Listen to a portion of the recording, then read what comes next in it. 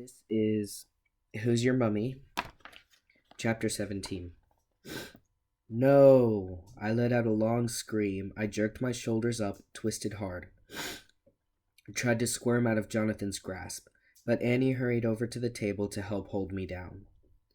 Let me go, you can't do this, I shrieked. Sanja clicked the heavy shears above my head. You'd better be holding still, girl, she said. Faith, you don't want to be losing an ear. You won't miss your hair for long, Annie said. You'll have many months to grow a new batch for us. No, stop, I pleaded. Above my head, the shears slid open. Sanja lowered them slowly to my hair, and then I saw Peter move. He lowered his shoulder and barreled into Jonathan. He caught Jonathan by surprise and knocked the wind out of him. Jonathan uttered a choked gasp. His hands fell away from me as he staggered back. He bent over, hands on his knees, struggling to breathe. I rolled off the table before he could catch his breath. Annie made a wild grab for me, missed. I dropped to the floor and took off toward the door. Hair, hair, hair, hair. The mummies in the back room continued their ugly chant. Jonathan stood up again, his face bright red, his eyes wild. He waved both arms frantically, signaling Annie and Sanja to chase after me. Then he dove for Peter. Peter ducked away and raced to the door. Hair, hair, hair, hair. The weird, low voices rang in my ears. We were almost out of the white room when the door swung open. Oh, I cried out as a man stepped in and blocked our path. You, Peter shouted, the big, evil-looking man with the scar across his forehead. He wore a dark trench coat with the collar turned up to his face. His boots were splattered with mud. He was breathing hard, sweating. His chest heaved up and down. His eyes darted furiously around the room. Jonathan raised his fist as if preparing for a fight. Annie and Sanja dropped back, shock on their faces. How did you get in here? Jonathan boomed. The man didn't answer. Out! Get out! Jonathan screamed. No, I'm taking the kids, the man said. You're not taking them, Jonathan said, stepping forward. No way. The big man stiffed his back, preparing for a fight. Peter and I were stuck between them. Why are you after us? I cried. Who are you? The man narrowed his eyes at me. I'm your Uncle Jonathan, he said. Chapter 18. Hair, hair, hair, hair. I'm your Uncle Jonathan, the man repeated. He had to shout over the cry of the mummies. This man is a fraud. He took a menacing step toward Jonathan. The man we knew as Jonathan backed up to the metal table. You'll never take these kids from me, he said. I need them. I spun back and forth between them, trying to clear my head. Was the bald man telling the truth? Was he really our uncle? You might as well know the truth, the first Jonathan said, since none of you are ever leaving this house. He ran his hand back through his long hair. His eyes moved from the man at the door back to Peter and me. My name is Tutan Ra, he said. I told you before, my two friends and I come from the Egypt of 2,000 years ago. You're really not our uncle? Then how do you know us? I asked. My voice came out in a trembling whisper. How did you know to meet us at the train station? A strange smile spread over Tutan Ra's face. The smile pulled his skin tight over his cheekbones. It was like looking at his skull. I saw your uncle in the village a few weeks ago, he said. He was showing off pictures of you, pictures that your Granny V had sent him. I saw your long black hair in the pictures. I almost started to drool. I knew that I needed your hair, needed it to live. Sanja nodded. She still held the shears in her hand. Yes, we needed you. Such beautiful hair, so perfect.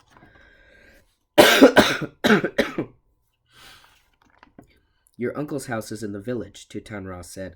On the day you two arrived, I sent Sanja there to delay him. It was easy. While she kept Jonathan busy, I picked you up in the carriage and brought you here to my house. I got to the train station, and you weren't there, Jonathan said. I was frantic. I was only 20 minutes late. Someone in the village told me you were taken to the weird house up on the hill. He shook his head sadly. The village has no police, no one to help me. I've been trying to get to you ever since. Hair, hair, hair, hair. Why won't they stop? I cried. Let's get out of here, Uncle Jonathan said. He put a hand on our backs and started to push Peter and me out the door. Why waste your time? You'll never get out of this house, Tutanra called after us. You remember the bats, don't you, Jonathan? Jonathan stopped in the doorway. I watched your first battle with them. It wasn't pretty. Do you really want to fight them again? Tutanra asked. I have them trained. When I give the signal, they will tear you to pieces. Uncle Jonathan shuddered. I could see the fear on his face. He was thinking hard, trying to come up with an escape plan. Suddenly, I had an idea. A crazy idea, but one that might just work. Run, I screamed. Chapter 19. I took off, and Jonathan and Peter followed. The mummies in the front room were chanting too. We ran through the long aisle of mummy cases, reached the door, and burst through it. Peter, I said breathlessly as we ran down the long hall, your water blaster, get it. Huh? He squinted at me. Are you joking? It melted Cleopatra, I said. The water, it turned her to dust. Maybe it will do the same thing to Tutanra and the two women. We ran into Peter's room. Maybe we should just make a run for it, Jonathan said. Maybe the bats won't follow us. Maybe... Tutanra said that they would destroy us, I said. We can't take that chance. I turned to Peter. He was frantically tossing clothes everywhere. Where's your blaster? I don't know, he cried. I can't find it. I thought I left it here, on the floor. I turned to the door. Tutanra would be here any second. Peter crawled under the bed. It isn't here, he cried. I can't find it. Never mind, I said, running from the room. I'll get mine. I darted into my room. Jonathan and Peter followed. The water blaster sat on my bed table. Yes, I cried. I grabbed it in both hands. I lifted it off the table. Too light. I shook it. Empty, I muttered. I'd used up the whole tank on Cleopatra. I heard heavy, thudded footsteps in the hall. Tutanra was just outside the door. I dove into my bathroom, spun the cold water knob on the sink. My hands shook as I struggled to fill the water gun. Water sprayed everywhere. I filled the gun almost full, ran back into the bedroom, handed it to Uncle Jonathan. Give them all a good blast, I said. Maybe... I couldn't finish my sentence. Tutanra burst into the room, followed by Annie and Sanja. He came rushing at us. The two women blocked the doorway. Don't get your hopes up, kids, Tutanra said. You're never leaving this house. You will stay and grow your wonderful hair for me and my friends. Don't get your hopes up, Jonathan declared. He raised the water blaster, aimed it at Tutanra's chest. I held my breath, waiting to see what the spray of water would do to the ancient Egyptian. But there was no spray of water. Tutanra dove forward and slapped the water blaster out of Jonathan's hands. The plastic gun hit the wall and bounced onto the rug. I made a grab for it, but Crazy Annie got to it first. Tutanra tackled Jonathan around the waist and dropped him to the floor. They began to wrestle, grunting and rolling around on the carpet. The two women kept their eyes on the fight, but they didn't move from the door. We were trapped. I stood there helplessly. What could I do to help Jonathan? The two men rolled around and around. They punched each other and drove their elbows into each other's chests.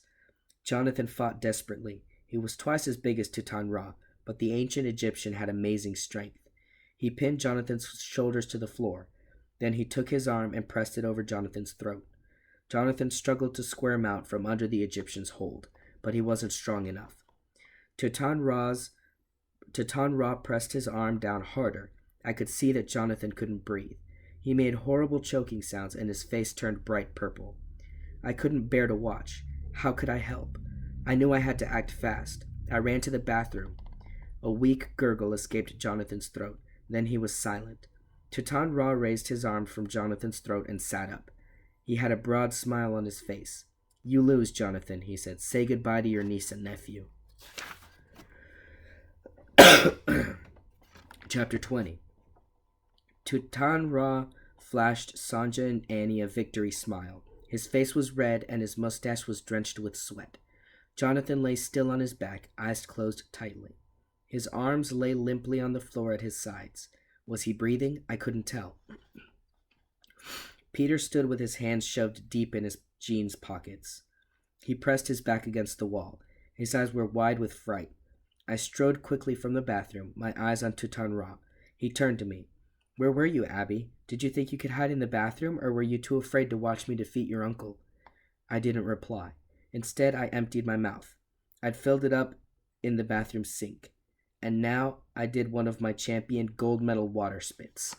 I spewed a hard stream of water from my mouth and sprayed the ancient Egyptian in the face. The water splashed onto his cheeks, his nose, his mustache. Then it ran down his chin onto his neck. His mouth dropped open, and he moaned. His eyes bulged. He let out a cry, but it was drowned out by a loud sizzling. It sounded like hamburgers frying on a grill. Smoke poured from Tutan-Ra's face as his skin started to burn.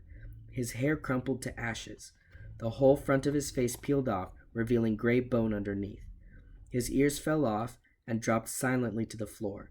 He uttered 2 groans, the last sounds he'd ever make. His skull crumpled to powder, and then the rest of his body started falling apart, crumbling, disappearing into his clothes. In seconds, I stared at a crumpled suit of clothes, covered in black and gray ashes. 2 eyeballs rolled off the jacket collar and came to rest on the carpet. They gazed up at me blankly. Then they, too, crumpled to powder. "Abby, you were awesome," Peter cried. "You did it." But I knew it was too soon to celebrate. I spun around to see what Sanja and Annie would do. Would we have to fight them next? No. To my shock, their clothes lay in a heap on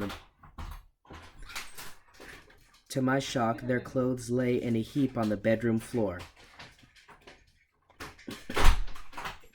The 2 women had also crumpled to ashes. The ashes formed small pyramids on top of their clothes.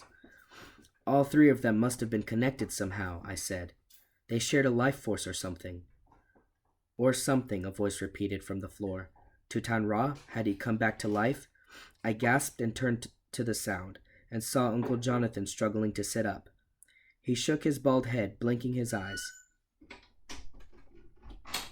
"I think I'm alive," he said groggily. And then he saw the crumpled clothes, the pile of ashes. He squinted at me. "Abby?" "They're gone," I said. "Please, let's get out of this creepy place." Peter and I helped Jonathan to his feet.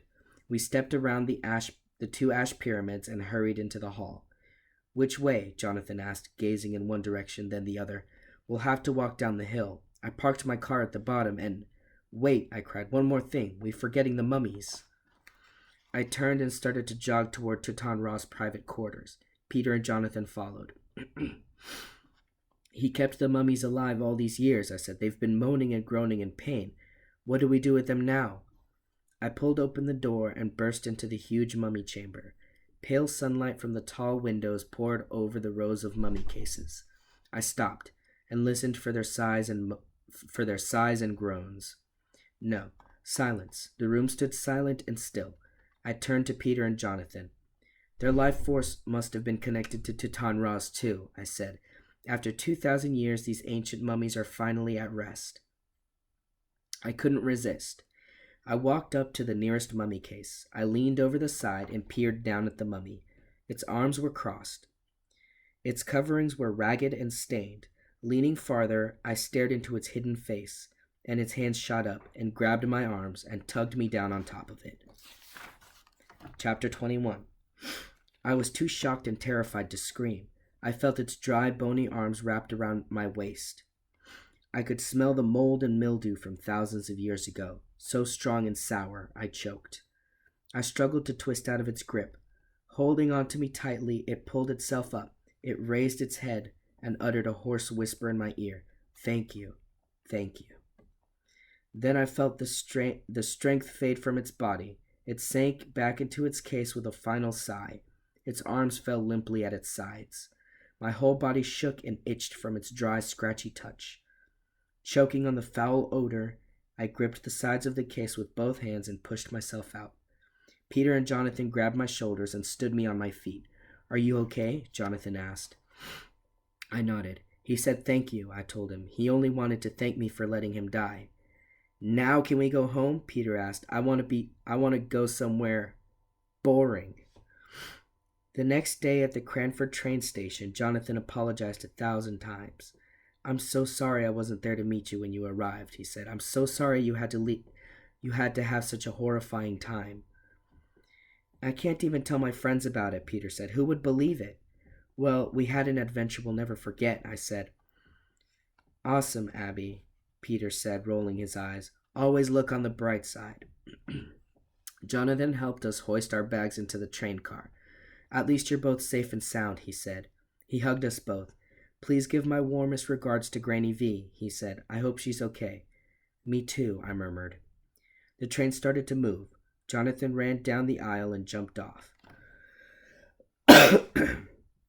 He waved to us from the platform as we rolled past.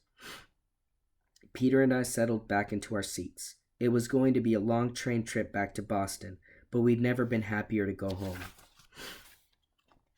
There's 3 little asterisk-looking things indicating a change in time or place or both. We lugged our bags into the front hall and ran into the living room. Granny V, Granny V? Upstairs, she called. Her voice sounded light, weak. We found her tucked in bed. You're back, she whispered. She pulled herself to a sitting position. I tried not to show how upset I was, but Granny V looked so weak and frail and tired. All the life had faded from her eyes. Her arms were as thin as toothpicks, and her face was as pale as flour. She squeezed my hand. Peter and I hugged her and kissed her. Our greeting seemed to tire her. She slumped back onto the pillow. I see you staring at me, she said with a thin smile. Well, I guess I can't hide the truth from you two. I'm not doing well. I'm not doing well at all. We'll help you, Peter said. We'll help you get better. I started to pull her up. Don't worry, Granny V, I said. I brought something home with me to make you feel better. Peter took one hand and I took the other. We guided her out of the bedroom. Where are you taking me? Granny V asked. You'll see, I said. Come sit down. You're being very mysterious, Granny V said. Don't ask questions, I said. We sat her down at the kitchen table. I unpacked the parcel I'd brought from the village. I brought it to the table and started to unwrap the paper around it. What is it? Granny V asked. She sniffed the air. Oh, what a strong smell. I spread out the paper and set it down in front of her. She gazed at it, blinking hard. What is that, Abby? Some kind of liver? She made a face.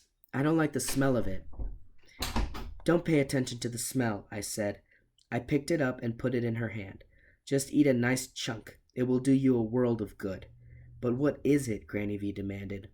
I'll tell you after you eat a piece, I said. Go ahead. I pushed it into her mouth. I promise, Granny V, you're going to be around for a long, long time.